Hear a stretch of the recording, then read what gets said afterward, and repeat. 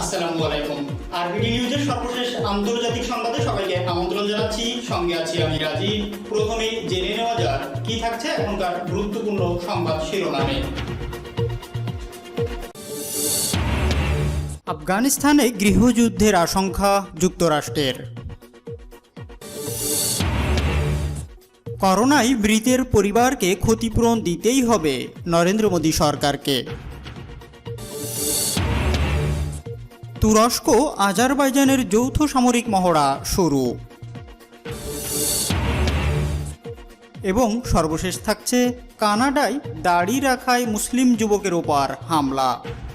কানাডায় আস্তে আস্তে করে মুসলিম বিদ্বেষ বেড়েই চলেছে। কিছুদিন আগে মুসলিম হওয়ার কারণে এক মুসলিম পরিবারকে গাড়ি চাপা দিয়ে হত্যা করা হয়েছে। এরপর এখন আবার দাড়ি রাখায় মুসলিম যুবকের ওপর হামলা চালানো হলো। এমন অবস্থায় প্রশ্ন উঠেছে জাস্টিন ট্রুডোর নেতৃত্ব নিয়ে।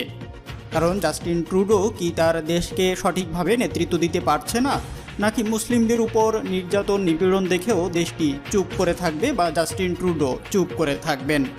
এ বিষয়ের উপর আপনারা আপনাদের মূল্যবান মতামত প্রদান করবেন এবং অনুরোধ থাকবে গুরুত্বপূর্ণ এই ভিডিওটি না টেনে সম্পূর্ণ দেখার জন্য।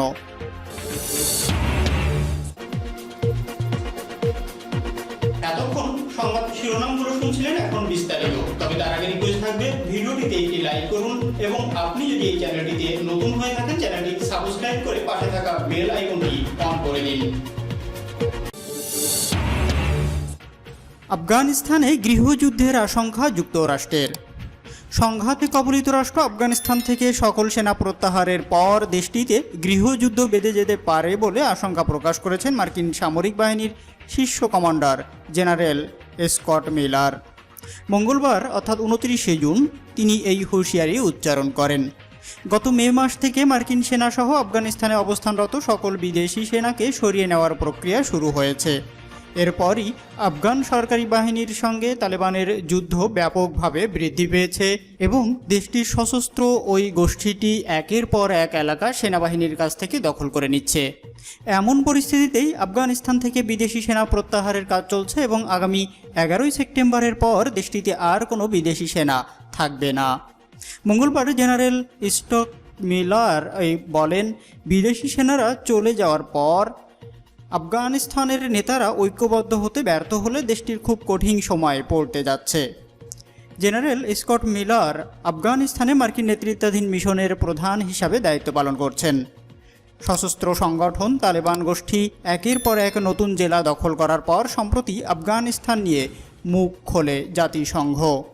বৈশ্বিক এই সংস্থাটির মতে তালেবানের এই অগ্রযাত্রার কারণে আফগানিস্তানে ভয়ঙ্কর পরিস্থিতির সৃষ্টি হতে পারে। এরপরই মার্কিন সামরিক বাহিনীর অন্যতম শীর্ষ এই কমান্ডার তাদের চলে যাওয়ার পর দেশটিতে গৃহযুদ্ধ বেঁধে যাওয়ার আশঙ্কার কথা জানালেন। মঙ্গলবার এক নজিরবিহীন সম্মেলনে জেনারেল মিলার বলেন, আফগানিস্তানের নিরাপত্তা পরিস্থিতি এখন ভালো নয়। বর্তমান পরিস্থিতি চলতে থাকলে দেশটিতে গৃহযুদ্ধ বেঁধে যাওয়ার সম্ভাবনা রয়েছে। এটা সারা বিশ্বের জন্যই উদ্বেগের। চলমান এই সংঘর্ষ ও সহিংসতার জন্য তালিবানকে দায়ী করে তিনি বলেন, যুক্তরাষ্ট্রের সঙ্গে স্বাক্ষরিত সমঝোতা তারা মানছে না। অন্যদিকে বিবিসি নিউজ জানিয়েছে, সাম্প্রতিক সময়ে তালেবান 100টিরও বেশি জেলা সরকারি বাহিনীর কাছ থেকে দখল করে নিয়েছে বলে দাবি করেছে।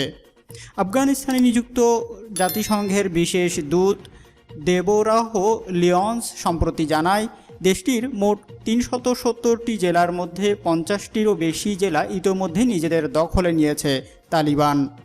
তিনি আফগানিস্তানে ভয়ঙ্কর পরিস্থিতির হুঁশিয়ারি উচ্চারণ করেন। তিনি আরও বলেন, তালিবানের দখলে যাওয়া জেলাগুলো আসলে আফগানিস্তানের প্রাদেশিক রাজধানীগুলোর পার্শ্ববর্তী এলাকা।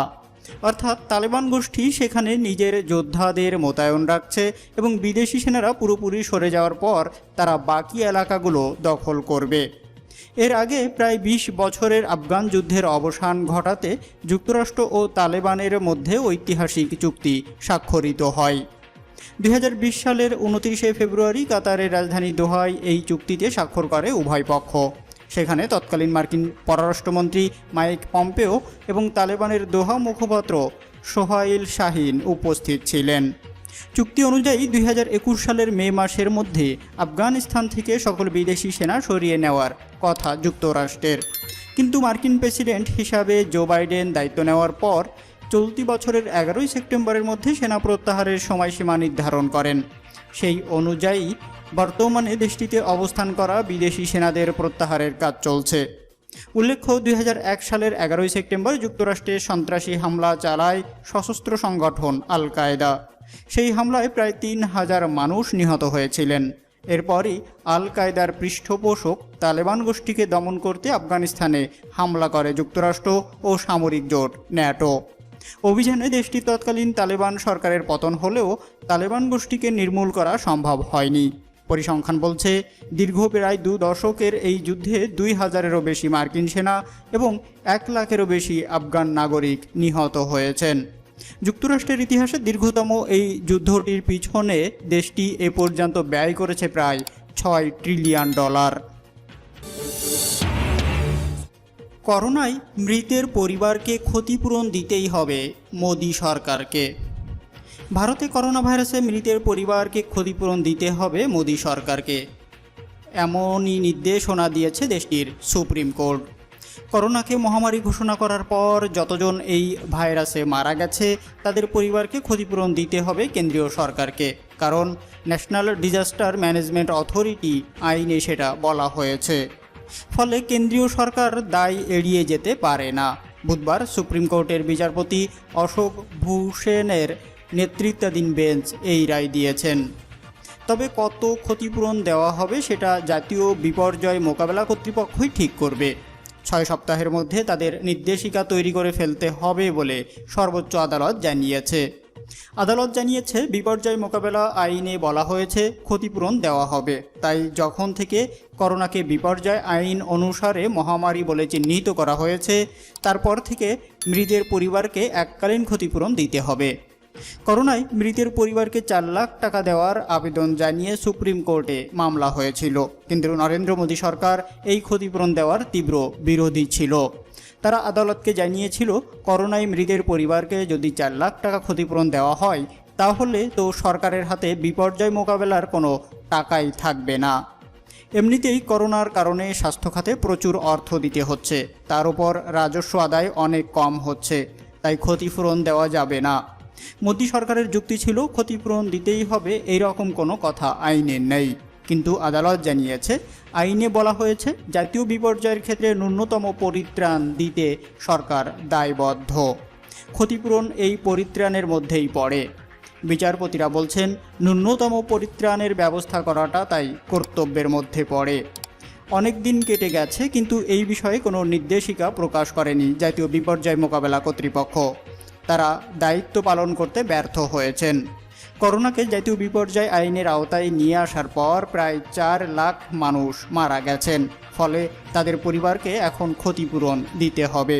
তবে আদালত জানিয়ে দিয়েছে, ক্ষতিপূরণ কত দিতে হবে সে ব্যাপারে তারা কোনো নির্দেশ দেবে না। এটা জাতীয় বিপর্যয় মোকাবেলা কর্তৃপক্ষই ঠিক করবে। তারা বিচার করে দেখবে পরিবারগুলোকে কত টাকা দেওয়া উচিত, সেই মতো তারা নির্দেশিকা প্রকাশ করবে। তুরস্ক আজারবাইজানের যৌথ সামরিক মহড়া শুরু। তুরস্ক ও আজারবাইজান সেনাবাহিনীর সদস্যরা যৌথ সামরিক মহড়া শুরু করেছে। আজারবাইজানের রাজধানী বাকুতে এই সামরিক মহড়া অনুষ্ঠিত হয়। এই সামরিক মহড়া আগামী 30 জুন পর্যন্ত চলবে। মহড়ায় উভয় দেশের সেনাবাহিনীর 600 সদস্য কর্মকর্তা অংশ নিয়েছেন।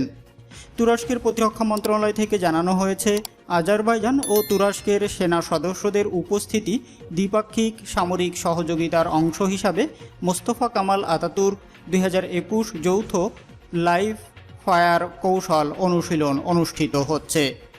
অনুশীলনের মাধ্যমে দুই দেশের সেনাদের মধ্যে যুদ্ধে আক্রমণের সক্ষমতা বৃদ্ধি পাবে। এর আগে গত 15 জুন আজারবাইজানের সুসা শহরে ভ্রমণ করেন তুরস্কের প্রেসিডেন্ট রিসেপ তাইপ এরদোয়ান।